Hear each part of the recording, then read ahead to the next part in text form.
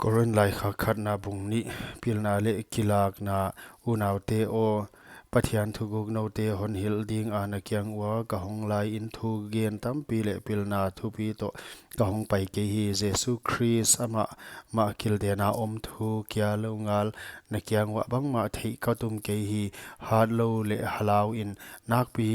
tak in a ling kom in nalakwa ka hi ka pau kam suak le ka thu gen te thu pil a hiam na thu a hi ke a kha le thil hi thei na te thei sang na in a hi zo hi huchian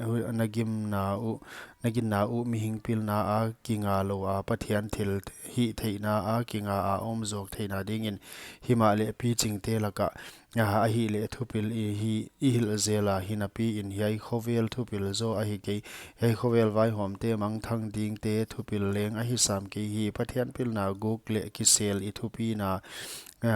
ding a pathian in khovel omma a se khol sa pen I hil zong na hi hei khovel vai hom te himin a thei ke u thil theile u zo thu pi na to pa kil den lo ding u hi ve un mita mungi lo bila zal ngi lo mi hing long tang a lut ngi lo pathianin ama a I te a dia bol chi gel bangin pathianin kha in hiwai te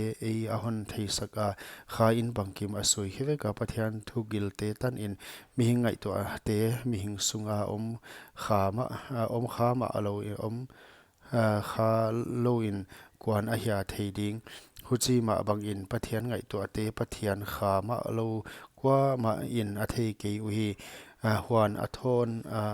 a pathian in thil a hon piak te I thei na ding in te zo khovel kha hilo in kha pathian a kipan nge imu zo hi mi hing pil na a sinsak thu te hil lo in kha sinsak in I hil zo wa kha nei te kyanga khalam thu tak te I hil chian u hi khovel min pathian kha thil piak te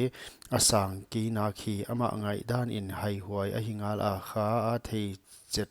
a hi ziakin a hi a thei ke hi khami in bel thilbang kim achian zela ama la kwa ma in achian ke u hi kwan a hia to ba lung sim thei khina ama thu hil thei ding 18 bel Chris lung sim ipu u hi